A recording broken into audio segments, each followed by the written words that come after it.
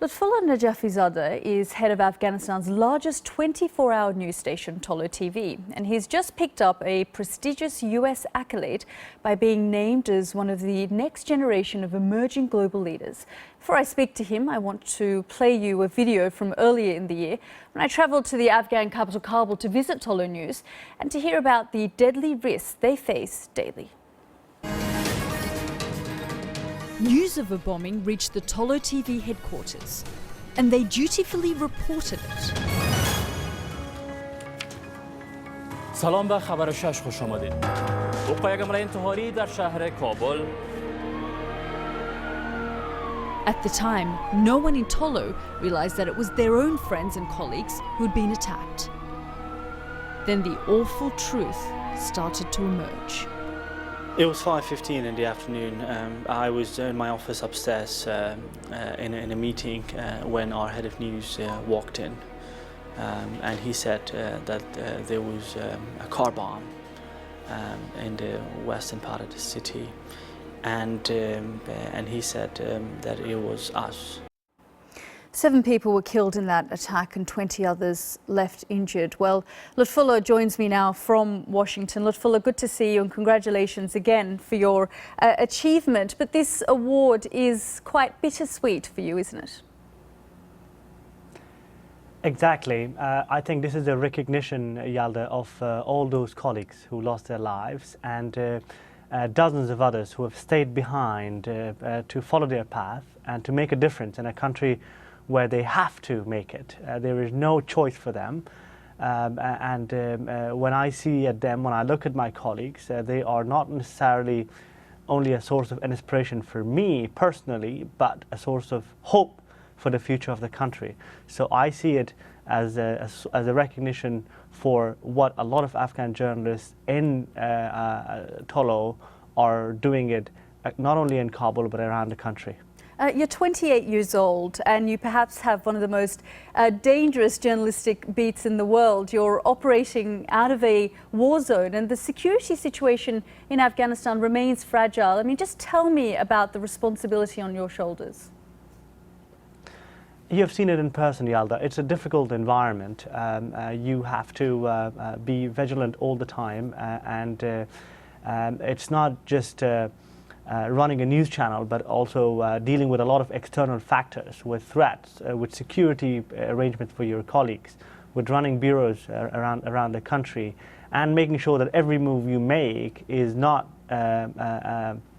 putting your journalists at risk, because that's an enormous responsibility. I was just talking to our journalist in Kunduz, just to make sure that he is doing fine as we speak, given that the city is being stormed by the Taliban a couple of days ago. So it is beyond, I think, journalistic activities. It's beyond just management. It's about dealing with people's life and also making sure that what you do serves the purpose, informs a generation, a population who is now raised with press freedom. And press freedom really is something over the last 15 years in Afghanistan that really has been celebrated, especially through channels like yours, but it is under threat as well. Exactly, it is. I think it's at a very critical stage at the moment, and we are a military target for the Taliban. I mean, that is a unique sort of threat, as well as a lot of other problems that we face from the warlords, from the criminals, and sometimes, with the government, access to information is getting harder. And I think it's in general for the Afghan media, it's a very, very important time, and it requires a lot of efforts to ensure that we build on the gains that we have made in the past 15 years. You're in Washington, D.C. at the moment, and the debates obviously were last night. But throughout this presidential campaign and over the course of these debates, Afghanistan hasn't been mentioned once. And this is despite thousands of troops being in the country and billions of dollars invested. I mean, how is it reported in Afghanistan? The US elections in Afghanistan is reported not as much as we reported the ones in 2008. because of the fact that they are not talking about Afghanistan. I think it's good and bad. The bad side is that Afghanistan is some sort of a lost cause for the U.S. elections, and the good side is that it's good that they don't make among all the rhetorics they make a policy statement about Afghanistan, which is going to put us in a much harder situation, whether any of the candidates win the election. So in Afghanistan, everybody, this is the most interesting elections probably in the U.S. history. Everybody, including Afghans who are very close to American politics and being affected by the American politics, closely watch it. We had the Brussels conference last week where $15 billion was pledged and another 4 years of commitment to Afghanistan. But there's no doubt that there is fatigue and reluctance to give more money to a country that remains so corrupt and so unstable. The Afghan government has to do more. I think the pressure on the Afghan government has to be accelerated.